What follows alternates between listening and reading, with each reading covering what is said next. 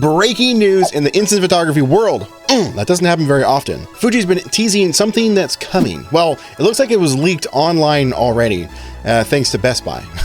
An Instax EVO wide camera, a digital film hybrid. What do we know? How much is it going to cost? What can it do? Well, let's get into it in this video.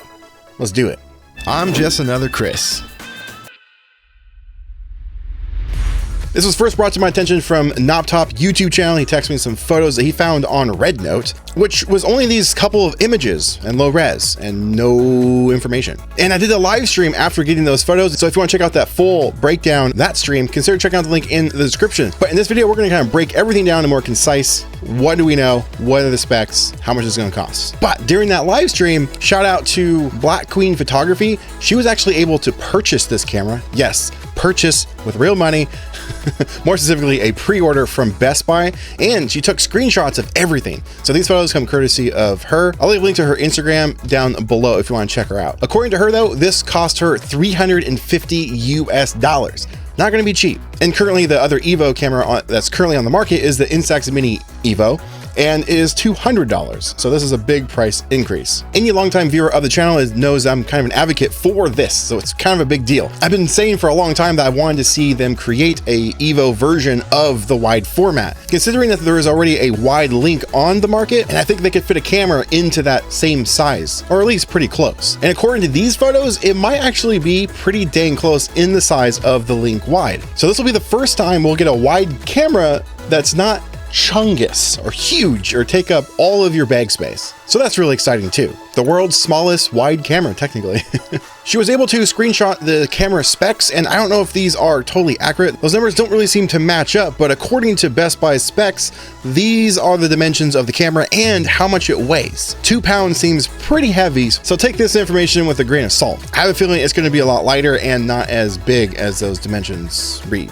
Now, the Instax Mini version of this camera is a rechargeable. It has a built-in battery, which is convenient, but one day that battery is going to die and so will that camera. So looking at the specs for this, it's not clear as if it is a rechargeable battery. It says the battery is included and it has a battery pack. I'm not sure what that means. Is it removable like the Instax Mini 99 and the 90 Neo Classic? They should continue that along the lines, keeping the camera available to use even into the future, years down the line. We don't know until the camera is officially released. And good news is it does connect to your phone via Bluetooth to be able to print your photos just like the previous model, as well as the wide link. From the photos, it looks like it might have multiple options for like filter effects and filter styles. It looks like it has a few dial switches and knobs on the sides, as well as the front lens element. Looks like it has a little toggle ring. We're not sure yet. The print mechanism looks to be as like a throwback to a 35mm type camera where you would rewind your 35mm film canister. I don't think you're going to have to manually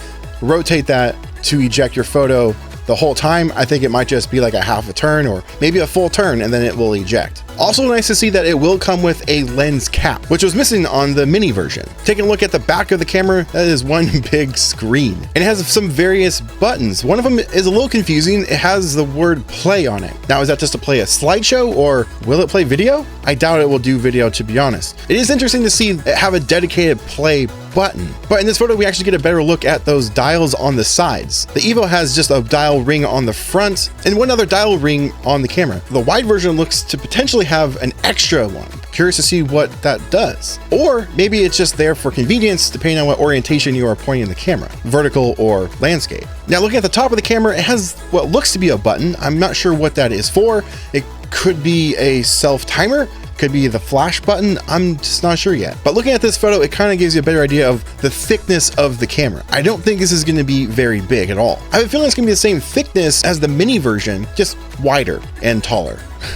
It's unclear yet if it has a tripod mount on the bottom. I would imagine it would, considering all the other cameras did. However, the one thing I don't notice on this camera is a cold shoe mount like it was on the previous mini version. So that's kind of a bummer. Even though I don't really use it very often when I shoot with that camera, but it is nice to have. Something else that I'm interested in learning more about when this camera is officially released is right on the front, there's this other little toggle switch for wide angle.